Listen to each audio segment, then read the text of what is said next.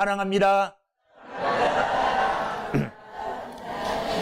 여러분, 요즘은 세상이 여러 가지로 많이 바뀌어 갑니다. 그 바뀌어 가는 것 중에 장례 문화는 굉장히 많이 바뀌었습니다. 요즘은 장례 문화가 이 유족들, 사랑하는 가족들이 그렇게 힘들지 않게 치룰 수 있도록 여러 가지 편리시설들이 잘 갖추어져 있죠. 근데 예전에는 그러지 않았어요. 예전엔 가끔 골목에 이렇게 등 달아놓고 천막 쳐놓고 이렇게 장례 치르는 이런 집들도 있었고 아주 굉장히 장례 치르는 게 힘들었습니다. 그 밤을 새야 되는 줄 알았어요. 친구들도 자기 친구 부모님이 돌아가시면 가서 밤을 새주는 게 그 친구를 향한 예의라고 생각할 정도로 굉장히 어렵게 장례를 치렀습니다. 제가 기억하기는 한 30년도 더 넘었어요. 어느 교회에 제가 부교역자로 사역할 때 장례식에 이제 참여를 했는데 그때는 그 장례식을 상료로 메어갔어요. 상료. 상료가 굉장히 무거웠습니다. 근데 그 당시 이제 상여 멜 사람이 동네에 젊은 사람들이 별로 없었어요. 나이 드신 분들이 오랜만에 이제 일감이 생긴 거예요. 왜? 장례, 그 상여를 매주면 돈을 주잖아요. 그러니까 오랜만에 일감이 생겨서 좀 몸이 약하고 나이 드신 분들이 상여를 맸어요. 그런데 그 상여가 가는 이 묘자리가 너무 높은 데 있었어요. 막 굉장히 험했어요. 그래서 상여를 지고 가는 어떤 할아버지가 쓰러져서 그 자리에서 돌아가셨어요.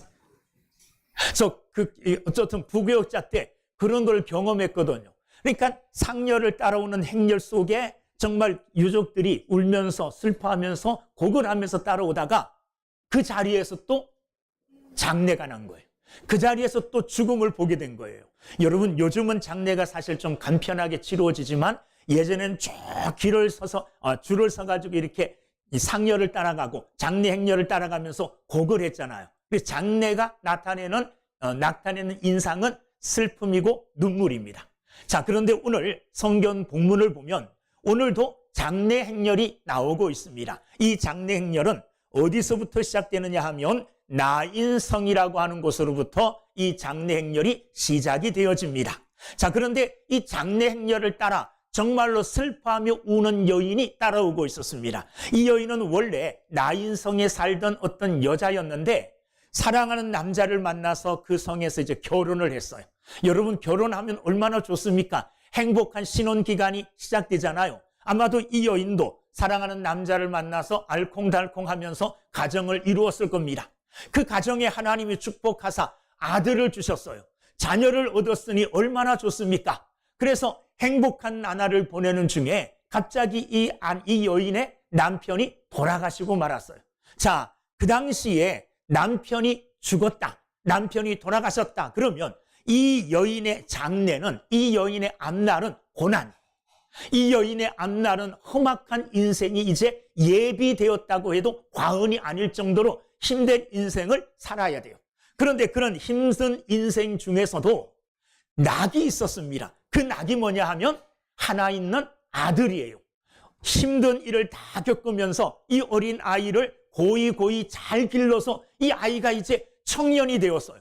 이제는 한시름 놓았다. 이제 내게도 의지할 아들이 생겼구나. 이렇게 생각하는 때에 이 아들마저도 죽게 되었다는 거예요. 여러분, 이 여인에게는 처음에는 남편이 전부였어요. 그러다가 남편이 돌아가신 후에 이제 이 아들이 자기 인생의 전부인 것처럼 아들에게 소망을 두고 살아왔던 이 여인에게 아들의 죽음은 완전히 절망이죠. 완전한 슬픔이죠. 이 여인의 아들의 장례 행렬, 이 여인은 그 행렬을 따라오면서 슬퍼하면서 깊은 슬픔 가운데 빠져 있었습니다. 자, 동네 사람들이 이 여인의 아픔을 알고 모여서 장례를 준비하여 이제 이 장례를 치르고자 그 관을 메고 나인성에서부터 성 바깥에 이제 묘지를 향하여 나아가고 있는 중에 있었습니다. 자, 그런데 이때에 장례 행렬이 성을 나서는 이때에 그 성을 향하여 들어오는 또 하나의 행렬이 있었어요. 또 하나의 무리가 있었습니다. 그 무리의 중심에는 누가 계셨을까요? 예수님이 계셨습니다. 오늘 본문 11절 말씀에 보면 그 후에 예수께서 나인이란 성으로 가실새 제자와 많은 무리가 동행하더니 예수님을 중심으로 하여 많은 무리들이 함께 나인성을 향하여 들어가고 있었던 중에 있었어요. 자, 예수님의 이 행렬과 성에서 나오는 과부, 이 여인의 아들의 죽음, 이 죽음을 메고 나오는 장례 행렬이 딱 마주쳤어요. 죽음과 예수님은 뭐로 표현될까요? 죽음과 반대되는 생명으로 표현되는 예수님과의 만남이 나인성에서, 나인성 문 입구에서, 성문 앞에서 딱 마주치게 되었어요. 어떻게 보면 우리 말에 원수는 어디에서 만납니까? 외나무 다리에서 만나듯이 죽음과 생명은 함께할 수 없는 거예요. 마치 어둠과 빛이 함께할 수 없듯이 죽음과 생명은 함께할 수 없는 겁니다. 죽음과 생명이 어떻게 보면 맞닥뜨렸어요. 나인성 문 앞에서 죽음과 죽음을 대표하는 이 아들의 죽음, 이 관, 장례 행렬과 예수님, 생명을 대표하는 예수님의 행렬이 딱 마주쳤다는 겁니다. 여러분, 어떤 일이 있었을까요? 나인성에서부터 나오는 이 관, 그 죽음은, 죽음을 주관하는 이가 누굽니까? 죽음은 악한 사단이 주관하는 거예요. 여러분, 죽음은 악한 사단이 우리를 향하여 가장 위협하는 위험의 도구입니다. 죽음 앞에 모든 사람들은 벌벌 떨고 죽음 앞에 모든 사람들은 슬퍼할 수밖에 없어요. 아무리 강하고 아무리 권세 있는 사람일지라도 죽음 앞에서는 약해지게 돼 있다는 거죠. 그래서 악한 사단은 이 젊은 청년의 죽음을 앞세우고 의기양양하여 승리자처럼, 마치 승리자처럼 당당하게 성을 나오고 있었어요. 자, 그런데 그 죽음 앞에 누가 맞닥뜨렸습니까? 예수님. 생명의 주인이신 예수님께서 그 죽음과 맞닥뜨렸습니다. 생명과 죽음의 부딪힘, 생명과 죽음의 만남, 이 어떻게 보면 대결이라고 할 수 있고 싸움이라고도 할 수 있어요. 자, 어떤 일이 일어났을까요? 생명이 이겼을 것 같습니까? 죽음이 이겼을 것 같습니까? 여러분, 생명이 이긴 줄로 믿습니다. 생명이 죽음을 이기고 승리하는 역사가 일어났습니다. 생명이신 예수님께서 아들의 죽음으로 인하여 슬퍼하는 여인의 슬픔을 아시고 그 아들을 살려주심으로 말미암아 예수님께서 생명의 주인 되시는, 생명을 주관하시는 생명의 주라는 것을 분명하게 드러내시고 나타내신 줄로 믿습니다. 예수님의 시선은 누구에게 멈추어졌느냐 하면 관 뒤에 따라오는 슬퍼하는 여인에게 머무셨습니다. 자, 오늘 말씀 13절에 보면 주께서 누구를 봤다 그랬습니까? 과부를 보시고. 여러분, 장례 행렬에 사람들이 많았을까요? 적었을까요? 아마 성 안에 있는 대부분의 많은 사람들이, 이 여인을 아는 많은 사람들이 이 죽음의 행렬과 함께 따라 나왔을 거예요. 그 많은 사람들 중에 주님은 단박에 이 죽음으로 인하여 가장 슬퍼하는 사람이 누구인가를 알아보셨어요. 이 청년의 죽음으로 인하여 누가 가장 슬퍼하고 있었을까요? 이 여인이 가장 슬퍼하고 있었습니다. 예수님은 우리의 사정과 형편을 누구보다 정확하게 잘 아시는 분이에요. 그리고 예수님의 관심은 누구에게 임하느냐? 슬픔을 당한 자, 마음의 어려움과 시련을 당하고 어려워하고 있는 이런 사람, 삶에 실패한 사람, 그리고 사람들에게 외면당하고 사람들에게 천대당하는 이런 병들고 그리고 약하고 그리고 어려움 중에 있는 이런 사람들에게 예수님의 시선은 머물게 되는 줄로 믿습니다. 그래서 우리가 사복음서를 잘 읽어보면 예수님께서 보셨다, 보시고 이런 말들이 굉장히 많이 나와요. 수십 번 나옵니다. 예수님의 눈이 머문 곳은 슬픔을 당하고 어려움을 당하고 낙심해 있는 이 여인에게 예수님의 시선이 멈추었어요. 이 말은 예수님께서 내가 너의 슬픔을 안다. 내가 너의 가슴이 찢어지는 아픔, 너의 슬픔, 네가 얼마나 지금 두려워하고 네가 얼마나 절망해 있는지 내가 알고 있다. 이런 말씀이에요. 그리고 그 여인을 보신 후에 어떻게 하셨느냐? 13절 보면 불쌍히 여기셨다. 이 불쌍히 여기셨다는 말은 여인의 감정과 여인의 마음 상태에 예수님께서 예수님의 마음을 합쳤다는 말이에요. 그 마음과 예수님이 같이 하셨다는 말이에요. 이게 불쌍히 여기는 겁니다. 여러분, 불쌍히 여긴다는 말은 지금 슬픔을 당한 이 여인의 그 아픔과 슬픔 가운데 예수님이 함께 동참한다는 말이에요. 그 슬픔에 함께 참여한다는 말이에요. 이게 예수님이 그 여인을 불쌍히 여기는, 진정한 불쌍히 여기는 마음이에요. 그리고 불쌍히 여길 뿐만 아니라 예수님께서 그 여인에게 말을 합니다. 위로를 합니다. 어떤 위로의 말씀을 주시느냐? 13절 말씀에 보면 보시고 불쌍히 여기사 뭐 했느냐? 울지 말라, 이렇게 말씀하셨어요. 여러분, 대체적으로 우리도 사람들을 위로할 때 가끔 이런 위로를 하죠. 막 슬퍼하며 울고 있는 사람들에게 울지 마, 울지 마세요, 이렇게 위로할 때가 있는데, 사실 우리의 위로는 공허한 위로예요. 내가 아무리 울지 말라 그래도 그 사람의 울고 있는 그 근본 원인을 해결해 줄 수는 없어요. 그러니까 어떻게 보면 그냥 말뿐인 위로일 수 있어요. 그런데 예수님의 위로는 말뿐인 위로가 아닙니다. 울지 말라 이렇게 말씀하시는 예수님의 말씀에는 내가 너를 울지 않도록 해 주시겠다. 그 울음의 원인을 내가 뭐 해주겠다? 제거해 주시겠다. 이런 예수님의 위로, 예수님의 실천적인 위로가 그 속에 담겨 있어요. 여러분, 사람들의 위로보다는 우리는 주님의 위로를 받고 살아가는 자들이 돼야 될 줄로 믿습니다. 우리도 이 여인처럼 일생을 살아가다 보면 슬픔을 당할 때가 있습니다. 괴로운 일을 만날 때가 있어요. 이럴 때 사람들이 찾아와 위로해 줍니다. 그런데 말뿐인 위로는 우리를 더 슬프게 하고 우리를 더 절망 가운데로 인도합니다. 그러나 예수님의 위로의 말씀은 우리의 그 문제를 근본적으로 해결시켜 주시는 위로의 말씀이에요. 그 위로의 말씀에는 능력이 있는 줄로 믿습니다. 울지 말라 하시는 이 예수님의 말씀은 빈말이 아니에요. 정말로 이 여인의 울음을 거두게 해주셨습니다. 어떻게 하셨느냐? 14절 말씀에 보면 가까이 가서 그 관에 손을 대시니, 그 당시의 문화로 관에 손을 댄다는 말은, 손을 댄다는 것은 보통 사람에게는 있을 수 없는 거예요. 왜냐하면 죽음은 불결한 거예요. 더러운 거예요. 그러므로 거기에 손을 댄다는 것은 내가 부정해진다는 의미거든요. 그러나 예수님은 그 당시의 관습이나 그 당시에 사람들의 생각을 뛰어넘어 그 관에 손을 대셨어요. 자, 그러자 관을 메고 오던 사람들이 예수님이 손에 관을 딱 대시니까 그 걸음을 멈추게 되잖아요. 걸음을 딱 멈추어서 이제 관의 행렬, 죽음의 행렬이 멈추어졌습니다. 그러자 예수님께서는 뭐라고 하셨느냐? 14절, 그 관에 손을 대시니 맨 자들이 서는지라. 예수께서 이르시되 청년아, 내가 내게 말하노니 일어나라. 할렐루야. 여러분, 이거는 예수님만이 하실 수 있어요. 청년아 그랬어요. 청년아. 자, 그런데 이 청년은 지금 어디 가운데 있습니까? 죽음 가운데 있잖아요. 여러분, 죽음은 끝이에요. 죽은 사람이 말을 듣습니까? 못 듣습니까? 못 들어요.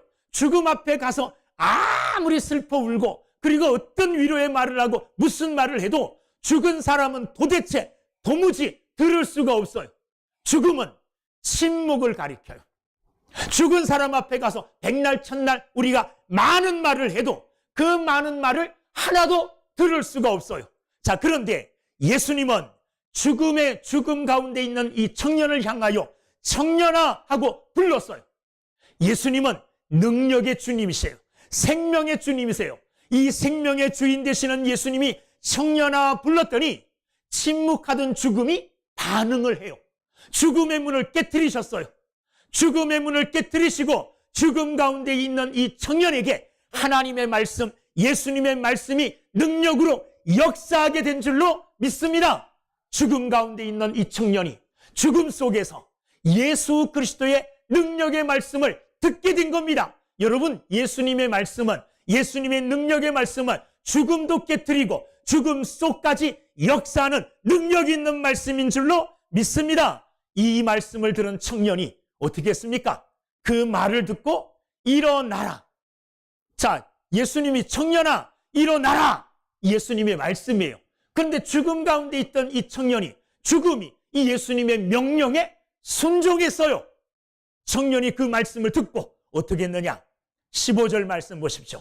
죽었던 자가 어떻게 됐어요? 일어나 앉고, 아니 죽어있던 자가요, 관을 깨뜨리고 일어났어요. 그리고 일어나 앉았습니다. 앉았을 뿐만 아니라 뭐도 했다 그랬느냐? 말도 하거늘 살아났음을 말함으로 사람들에게 증거한 겁니다. 증명한 거예요. 나 살았어요 하고 증명한 거예요. 예수님의 이 능력의 말씀이 죽음 가운데 있는 이 청년을 깨웠어요. 죽음 가운데 있는 이 청년, 죽음에 사로잡혀 있던 이 청년을 죽음에서 빼앗아 온 것입니다. 여러분, 생명이신 예수님께서 죽음을 뭐 했느냐? 이기신 줄로 믿습니다. 그래서 앉고 일어나 말도 하고, 그리고 예수님께서는 살아난 그 청년을 어머니에게 인계를 해주었어요. 어머니에게 그 청년을 안내해 주었다는 겁니다. 여러분, 예수님이 아까 무슨 말씀하셨어요? 울지 말라 하셨잖아요. 예수님이 울지 말라 하신 이 말씀은 참말이에요. 참말. 그냥 내가 그냥 체면상 또 그를 위로하는 헛말이 아니라, 빈말이 아니라, 울지 말라 하신 이 예수님의 말씀은 울음의 근본 원인인 죽음을 깨뜨리고 죽음을 이기고 그 아들을 살리는 능력 가운데 울지 말라 하신 이 말씀이 참말이 된 줄로 믿습니다. 그래서 이 여인은 정말로 울음의 원인인 아들의 죽음을 보고, 아니 다시 살아남을 보고 울음을 거두고 기뻐하며 즐거워하게 된 줄로 믿습니다. 자, 이 결과, 그 결과가 어떻게 되었느냐? 16절 말씀에 보면 그 결과로 모든 사람이 두려워하며, 거기에 모였던 사람들이 다 뭐 했다 그랬느냐 하면 두려워했다 그랬어요. 왜 두려워했을까요? 여러분, 어떤 일이 일어났을 때 두려움이 생깁니까? 내가 상상하거나 내가 예측할 수 없는 일들이 일어났을 때 사람들은 두려움이 생기는 거예요. 사람들은 절대로 죽었던 이 청년이 다시 살 거라고 생각을 못했어요. 그런데 그들의 상상을 뛰어넘고 그들이 생각하고 있는 일 이상의 일이 예수님을 통해서 일어났다는 말이에요. 그러므로 그들 가운데 두려움이 임하게 되었습니다. 이거는 어떻게 보면 거룩한 두려움, 하나님을 향한 경외의 두려움인 줄로 믿습니다. 그리고 뭐 했느냐? 하나님께 뭘 돌렸어요? 영광을 돌려. 자, 이 말은 지금 죽었던 청년을 살린 분이 누굽니까? 예수님이잖아요. 예수님이 죽었던 청년을 살렸잖아요. 그런데 사람들은 누구에게 영광을 돌렸어요? 하나님에게 영광을 돌렸죠. 이 말은 무슨 말이냐 하면 죽음을 이기신, 죽음을 깨뜨리시고 죽은 청년을 살리신 바로 이분이 누구라는 말이에요? 하나님이라고 그 사람들이 인정한 거예요. 하나님이라고 말로 시인한 겁니다. 그래서 주님이, 예수님이 이 청년을 살렸지만 예수님, 이 청년을 살리신 이 예수님, 내 눈에 보이는 이 예수님은 바로 하나님이시다. 그래서 그들이 누구에게 영광을 돌렸느냐 하면 하나님에게 영광을 돌리고, 큰 선지자가 우리 가운데 일어나셨다 하고, 또 하나님께서 자기 백성을 돌보셨다, 이렇게 하나님 앞에 영광 돌리고, 17절 말씀에 보면 예수님이 행하신 이 소문이 온 유대와 사방에 두루두루 퍼져서 하나님의 영광이 드러나는 역사가 일어났다는 말입니다. 여러분, 예수님께서 나인 성문 앞에서 죽은 청년을 살리신 이 사건을 통해서 예수님은 무엇을 말씀하시려고 하시느냐? 첫째는 예수님만이, 세상에서 예수님만이 죽음을 이기신 생명의 주인이시다, 이것을 예수님이 만방에 선포하신 거예요. 여러분, 죽음을 이길 수 있는 분은 예수님밖에 없어요. 우리는 죽음의 종로는, 우리는 죽음을 따라갈 수밖에 없는 죽음에 속한 자들이에요. 그러나 예수님은 죽음에 속한 자가 아니라 죽음을 이기신 생명의 주인 되시는 전능하신 하나님이 되시는 줄로 믿습니다. 그것을 온 세상 만방에 이 사건을 통해서 선포하신 겁니다. 나는 죽음도 이기는, 나는 죽음을 이기려고, 죽음을 깨뜨리려고, 죽음을 사로잡으려고 이 땅에 온 생명의 주인이니라, 이것을 세상에 드러내기 위해서 예수님은 이 사건을 행하신 줄로 믿습니다. 보십시오. 청년아 내가 내게 명하노니 일어나라. 이렇게 할 때에 이 예수님의 말씀의 능력이 죽음을 이기는 능력의 말씀이 된 것입니다. 오늘 예수님의 말씀은 또 예수님은 죽음을 이기셨다는 말은 죽음 외에 우리의 병듦과 약함과 우리의 여러 가지 모든 문제들도 다 해결하실 수 있는 전능하신 하나님이시라는 것을 오늘 이 사건을 통해서 우리에게 말씀해 주고 있는 것입니다. 요한복음 11장 25절 26절 나는 부활이요 생명이니 무릇 살아서 나를 믿는 자는 영원히 죽지 아니하리니. 살아서 예수님을 믿는 자들은 영원히 죽지 않는데요. 이 말씀대로 우리에게 적용하면 우리에게는 죽음이란 없어요. 아니 나에게 죽음이란 없다. 얼마나 좋은 겁니까? 그런데 믿는 사람들이 이 말씀대로 반포면 나를 믿는 자는 영원히 죽지 아니하리니 그랬잖아요. 우리는 죽는 게 아니에요. 우리의 육체의 죽음은 사라져 영원히 없어지는 게 아니라 죽음을 통해서 하나님께 심판당하는 것도 아니고 죽음을 통하여 오히려 하나님이 예비하신 하나님 나라에 들어가는 거예요. 그러므로 죽음의 사건은 우리에게 오늘 믿는 자들에게 요한복음 11장 25절 26절 말씀을 근거로 말씀드리면 믿는 자들에게는 죽음이 없다. 죽어도 다시 살아요. 그러니까 죽음이란 우리 인생에 우리 삶에 우리 사선에 없는 겁니다. 누구로 말미암아? 죽음을 이기신 예수님으로 말미암아 오늘 저와 여러분들의 사전에는 죽음이란 이제 영원히 예수님의 은혜로 하나님의 은혜로 사라져 버렸어요.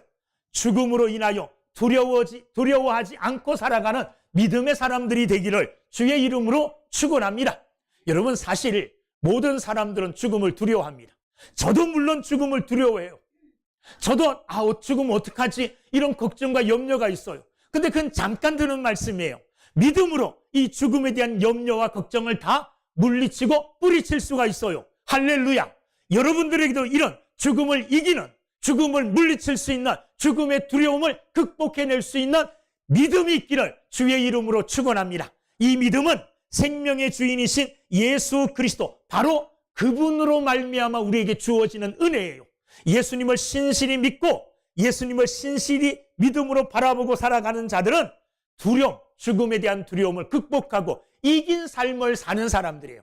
그러므로 그리스도인으로 죽음이 나를 덮쳐올지라도 이 죽음에 대한 두려움으로 말미암아 굴복하여 약해지지 말기를 주의 이름으로 축원합니다. 어떤 일이 있어도 죽음이 나를 덮쳐올지라도 죽음은 끝이 아니다. 이 죽음은 내 영원한 생명, 영원한 삶을 향한 시작이다. 이런 믿음을 가지고 죽음을 이겨내며 살아가는 믿음의 사람들이 다 되기를 주의 이름으로 축원합니다.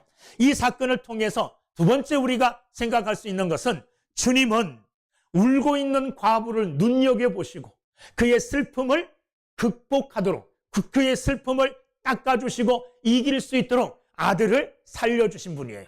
자, 주님은 오늘 누구에게 관심이 있겠습니까?